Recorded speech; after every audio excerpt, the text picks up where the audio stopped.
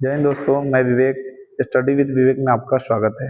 आज हम लोग पढ़ने वाले हैं भारत का अक्षांशीय और देशांतरीय विस्तार। सबसे पहले आपको जानना पड़ेगा कि अक्षांशीय रेखा किसको कहते हैं। तो ये वाला अक्षांशीय रेखा है, ऐसी रेखा को अक्षांशीय रेखा कहते हैं और ऐसे रेखा को देशांतरीय रेखा कहते हैं। सबसे पहले आप देखिए, ये रहा विश्व मानचित्र। विश्व मानचित्र पे आप देखिएगा तो भारत का स्थिति यहाँ पे है, ठीक है।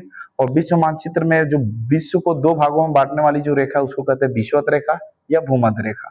इसी इसको यह 0 डिग्री के एंगल पे है और इसी के जस्ट ऊपर 23.5 डिग्री के एंगल पे कर्क रेखा है और 66.5 डिग्री के एंगल पे आर्कटिक वृत्त है। नीचे वाले को कहते हैं वही 23.5 डिग्री के एंगल पर मकर रेखा है और 66.5 डिग्री के एंगल पे क्या है, अंटार्कटिक वृत्त है। तो आप देख रहे हैं भारत की स्थिति यहाँ पे है। भारत का अक्षांशीय विस्तार देखते हैं। सबसे पहले आप जान लीजिए कि भारत जो है उत्तरी गोलार्ध में स्थित है।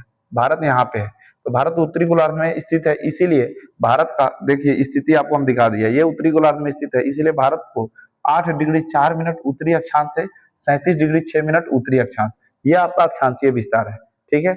और वही देख रहे हैं देशांतरीय विस्तार क्या हो जाएगा, तो 68 डिग्री 7 मिनट पूर्वी देशांतर से 97 डिग्री 25 मिनट पूर्वी देशांतर, ये आपका देशांतरीय विस्तार हो जाएगा।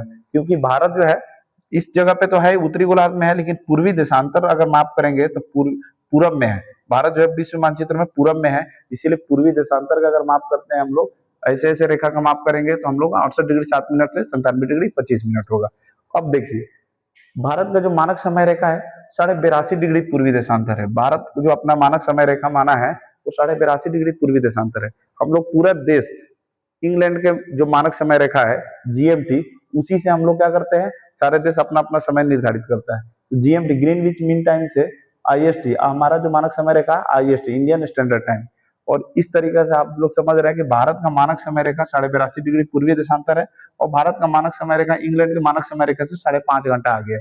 उसके बाद आप देख रहे होंगे कि भारत जो है ना, भारत में जो कर्क रेखा और मकर रेखा के बीच में जो है सन का लाइट जो है सीधा सीधा पड़ता है, इसी वजह से यहाँ पे गर्मी अधिक होता है। यहाँ से यहाँ के बीच में कर्क रेखा से मकर रेखा के बीच में गर्मी सबसे अधिक देखने को मिलता है, सबसे ज्यादा तो विषुवत रेखा पे, क्योंकि वहां पे सूरज की किरणें सीधी सीधे पड़ती है और इधर तिरछा पड़ता है।